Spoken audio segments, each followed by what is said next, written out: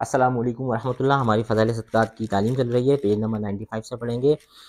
حضرت اسماء رضی اللہ تعالیٰ فرماتے ہیں کہ حضور صلی اللہ علیہ وسلم نے ان سے ارشاد فرمایا کہ خوب خرچ کیا کر اور شمار نہ کر، اگر ایسے کرے گی تو اللہ جل شانہ بھی تجھ پر شمار کرے گا اور محفوظ کر کے نہ رکھ، اگر ایسے کرے گی تو اللہ جل شانہ تجھ پر محفوظ کر کے رکھیں گے، یعنی کم عطا کرے گا، عطا کر جتنا بھی تجھ سے ہو سکے۔ فائدہ یہ، حضرت اسماء رضی اللہ تعالیٰ عنہ حضرت عائشہ رضی اللہ تعالیٰ عنہ کی ہمشیرہ ہیں۔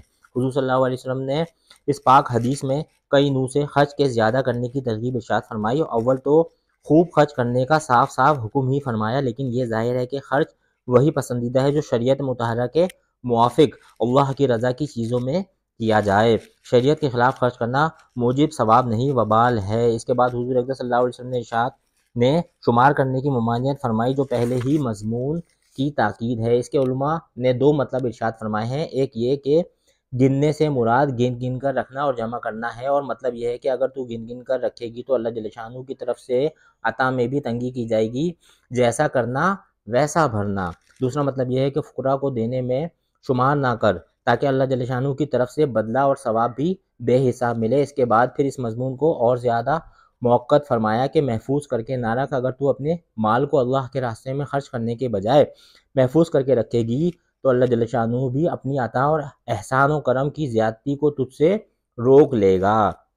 اس کے بعد اس کو اور زیادہ موقت کرنے کو ارشاد فرمایا کہ جتنی بھی تجھ سے ہو سکے خرچ کیا کر، یعنی کم و زیادہ کی پرواہ نہ کیا کر، نہ یہ خیال کیا کر کہ اتنی بڑی مقدار مناسب نہیں، نہ یہ سوچا کر کہ اتنی ذرا سی چیز کیا دوں، جو اپنی طاقت اور قدرت میں ہو اس کو خرچ کرنے میں دریغ نہ کیا کر۔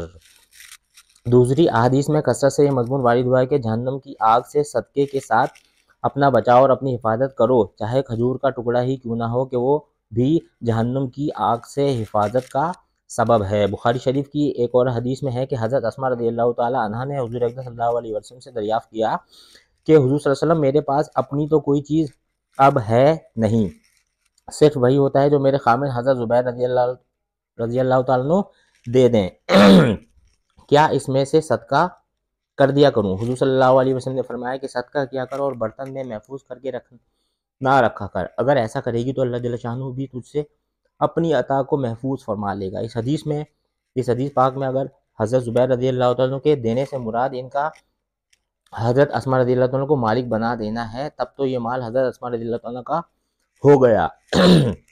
وہ جس طرح چاہیں اپنے مال کو خرچ کریں، ان کو اختیار ہے۔ اگر اس سے مراد گھر کے اخراجات کے واسطے دینا ہے تو پھر حضور صلی اللہ علیہ وسلم کا ارشاد مبارک کا مطلب یہ ہے کہ حضور صلی اللہ علیہ وسلم کو حضرت زبیر رضی اللہ عنہ کی طبیعت سے اس کا اندازہ ہو گیا ہوگا کہ ان کو صدقہ کرنے میں گرانی نہیں ہوتی، یعنی صدقہ کرنے میں ان کے دل کو کوئی ٹھیس نہیں پہنچتی، اور اس کی وجہ یہ بھی ہو سکتی ہے کہ حضور اکرم صلی اللہ علیہ وسلم نے حضرت زبیر رضی اللہ تعالیٰ عنہ کو خاص طور سے صدقہ کرنے کی ترغیب اور تاکید فرمائی تھی۔ یہ حضرات صحابہ کرام حضور صلی اللہ علیہ وآلہ وسلم کی عمومی ترغیبات پر جان و دل سے فدا ہوتے تھے، اور اگر کسی شخص کو خصوصی ترغیب و نصیحت حضور فرما دیتے تو اس کی قدردانی کا تو پوچھنا ہی کیا۔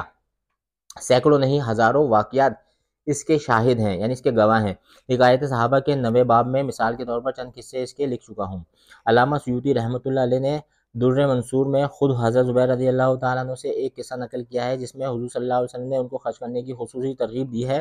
حضرت زبیر رضی اللہ تعالیٰ عنہ فرماتے ہیں کہ میں نے ایک مرتبہ حضور صلی اللہ علیہ وسلم کی خدمت میں حاضر ہوا اور حضور صلی اللہ علیہ وسلم کے سامنے بیٹھا تھا کہ حضور صلی اللہ علیہ وسلم نے اہتمام اور تنبیہ کے طور پر میرے امامے کا پچھلا کنارہ پکڑ کر فرمایا کہ اے زبیر، میں اللہ کا قاصد ہوں، تمہاری طرف خاص طور سے اور سب لوگوں کی طرف عام طور سے، یعنی یہ بات تمہیں اللہ جل شانہ کی طرف سے خاص طور سے پہنچاتا ہوں۔ تمہیں معلوم ہے کہ اللہ جل شانہ نے کیا فرمایا ہے؟ میں نے عرض کیا کہ اللہ اور اس کے رسول ہی زیادہ جانتے ہیں۔ حضور صلی اللہ علیہ وسلم نے فرمایا کہ اللہ جل شانہ جب اپنے عرش پر جلوہ فرما تھا تو اللہ جل شانہ نے اپنے بندوں کی طرف کرم کی نظر فرمائی اور یہ ارشاد فرمایا کہ میرے بندو، تم میری مخلوق ہو، میں تمہارا پروردگار ہوں، تمہاری روزیاں میرے قبضے میں ہیں، تو اپنے آپ کو ایسی چیز کے اندر مشقت میں نہ ڈالو جس کا ذمہ میں نے لے رکھا ہے۔ اپنی روزیاں مجھ سے مانگو، اپنی روزیاں اللہ سے مانگو۔ اس کے بعد حضور صلی اللہ علیہ وسلم نے پھر فرمایا اور بتاؤں تمہارے رب نے کیا کہا؟ یہ کہا کہ اے بندے تو لوگوں پر خرچ کر میں تجھ پر خرچ کروں گا، تو لوگوں پر خرچ کر میں تجھ پر خرچ کروں گا لیکن سفید پوش لوگوں پہ خرچ کریں، ڈھونڈیں، یہ جو آپ کو ملتے ہیں نا پروفیشنل بھکاری، ان کو نہ دیں۔ تو لوگوں پر خرچ کر، اللہ تجھ پر خرچ کرے گا، تو لوگوں پر فراخی کر میں تجھ پر فراخی کروں گا، تو لوگوں پر خرچ کر میں تنگی نہ کر، تو لوگوں پر خرچ میں تنگی نہ کر تاکہ میں یعنی اللہ پاک تجھ پر تنگی نہ کریں، تو لوگوں سے بچا کر باندھ کر نہ رکھ تاکہ میں تجھ سے باندھ کر نہ رکھوں، تو خزانہ جمع کر کے نہ رکھ تاکہ میں تیرے نہ دینے پر جمع کر کے نہ رکھ لوں۔ رزق کا دروازہ 7 آسمانوں کے اوپر سے کھلا ہوا ہے جو عرش سے ملا ہوا ہے، وہ نہ رات کو بند ہوتا ہے نہ دن میں۔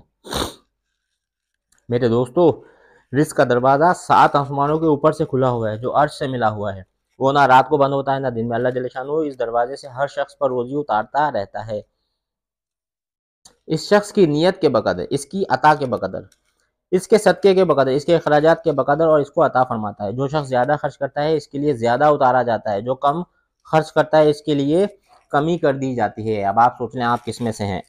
اور جو روک کر رکھتا ہے اس سے روک دیا جاتا ہے۔ اے زبیر، خود بھی کھاؤ دوسروں کو بھی کھلاؤ، اور باندھ کر نہ رکھو کہ تم پر باندھ کر رکھ دیا جائے، اور شمار نہ کرو کہ تم پر بھی شمار کیا جائے، تنگی نہ کرو کہ تم پر بھی تنگی کر دی جائے، مشقت میں لوگوں کو نہ ڈالو کہ تم پر مشقت ڈال دی جائے۔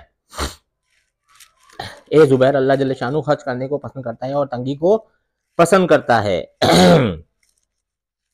اے زبیر، اللہ جل شانہ خرچ کرنے کو پسند کرتا ہے اور تنگی کو ناپسند کرتا ہے۔ سخاوت اور اللہ جل شانہ کے ساتھ یقین سے ہوتی ہے، سخاوت اللہ جل شانہ کے ساتھ یقین سے ہوتی ہے، اور بخل شک سے پیدا ہوتا ہے۔ جو شخص اللہ جل شانہ کے ساتھ کامل یقین رکھتا ہے وہ جہنم میں داخل نہ ہوگا، اور جو شک کرتا ہے وہ جنت میں داخل نہ ہوگا۔ زبیر، اللہ جل شانہ سخاوت کو پسند کرتا ہے چاہے کھجور کا ایک ٹکڑا ہی کیوں نہ ہو، اور اللہ تعالیٰ بہادری کو پسند کرتا ہے چاہے سانپ اور بچھو ہی کے مارنے میں کیوں نہ ہو۔ اے زبیر، اللہ جل شانہ زلزلوں اور حوادث کے وقت صبر کو محبوب رکھتا ہے، اور شہوتوں کے غلبے کے وقت ایسے یقین کو پسند کرتا ہے جو سب جگہ سرایت کر جائے اور شہوت کے پورا کرنے سے روک دے، اور دین میں شبہات پیدا کرنے کے وقت عقل کامل کو محبوب رکھتا ہے، اور حرام اور گندی چیزوں کے سامنے آنے پر تقوی کو پسند کرتا ہے۔ اے زبیر، بھائیوں کی تعظیم کرو اور نیک لوگوں کی عظمت بڑھاؤ اور اچھے آدمیوں کا اعزاز کرو، پڑوسیوں کے ساتھ حسن سلوک کرو اور فاسق لوگوں کے ساتھ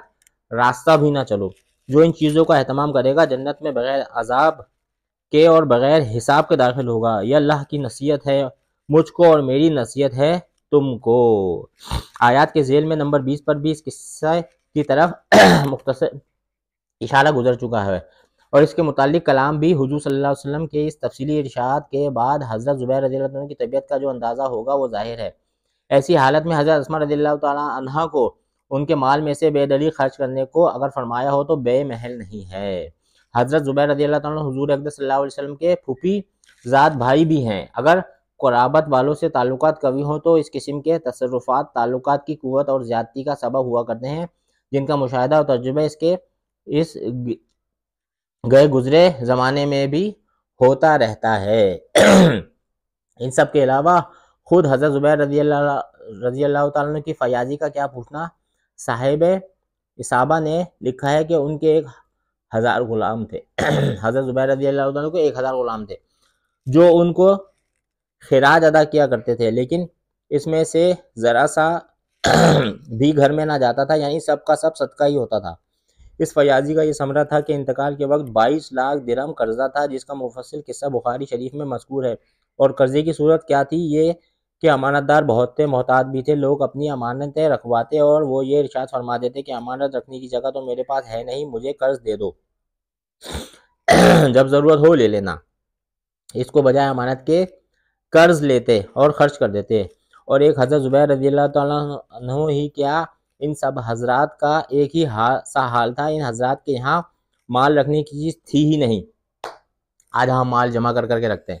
حضرت عمر رضی اللہ تعالیٰ عنہ نے ایک مرتبہ ایک تھیلی میں 400 دینار اشرفیاں بھری اور غلام سے فرمایا کہ ابو عبیدہ رضی اللہ تعالیٰ عنہ کو دے آؤ کہ اپنی ضروریات میں خرچ کر لیں، اور غلام سے یہ بھی فرمایا کہ ان کو دینے کے بعد وہیں کسی کام میں مشغول ہو جانا تاکہ یہ دیکھو کہ وہ ان کا کیا کرتے ہیں۔ وہ غلام لے گئے اور جا کر ابو عبیدہ رضی اللہ عنہ کی خدمت میں وہ درہم پیش کر دیے۔ حضرت ابو عبیدہ رضی اللہ تعالیٰ عنہ نے حضرت عمر رضی اللہ تعالیٰ عنہ کو بڑی دعائیں دی اور اپنی باندی کو بلایا اور اس کے ہاتھ سے 7 فلاں کو اور 5 فلاں کو اتنے سے اتنے کو اتنے دیا اور اتنے کو اتنے دیا، اسی مجلس میں سب ختم کر دیے۔ غلام نے واپس آ کر حضرت عمر رضی اللہ عنہ کو قصہ سنایا، پھر حضرت عمر رضی اللہ تعالیٰ عنہ نے اتنی ہی مقدار ان کے ہاتھ حضرت معاذ رضی اللہ تعالیٰ عنہ کو بھیجی اور اس وقت بھی یہی کہا کہ وہاں کسی کام میں لگ جانا تاکہ یہ دیکھو کہ وہ کیا کرتے ہیں۔ انہوں نے بھی باندی کے ہاتھ اسی وقت فلاں گھر اتنے بھیجنے شروع کر دیے۔ اتنے میں حضرت معاذ رضی اللہ عنہ کی بیوی آئیں کہ ہم بھی تو مسکین اور ضرورت مند ہیں، کچھ ہمیں بھی دے دو۔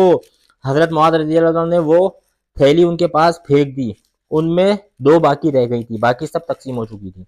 غلام نے آ کر حضرت عمر رضی اللہ عنہ کو قصہ سنایا۔ حضرت عمر رضی اللہ تعالیٰ بہت خوش ہوئے اور فرمایا کہ یہ سب بھائی ہیں، یعنی سب ایک ہی نمونے کے ہیں۔ آج ہم جو ہے وہ مال بچا کے رکھتے ہیں، صحابہ خرچ کرتے تھے، اللہ ان کو اتنا دیتے، ہم خرچ کریں گے ہمیں بھی اللہ اتنا دیں گے۔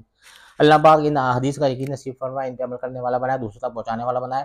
ہماری فضائل صدقات کی تعلیم چل رہی ہے، ویڈیو پسند آئی ہو تو اس کو لائک کریں۔ اگر آپ تعلیم کتاب شروع سے سننا چاہتے ہیں تو جو ہماری پلے لسٹ ہے، ہمارے چینل کو سبسکرائب کریں، اس پلے لسٹ کو دیکھیں، انشاءاللہ آپ کو فائدہ ہوگا۔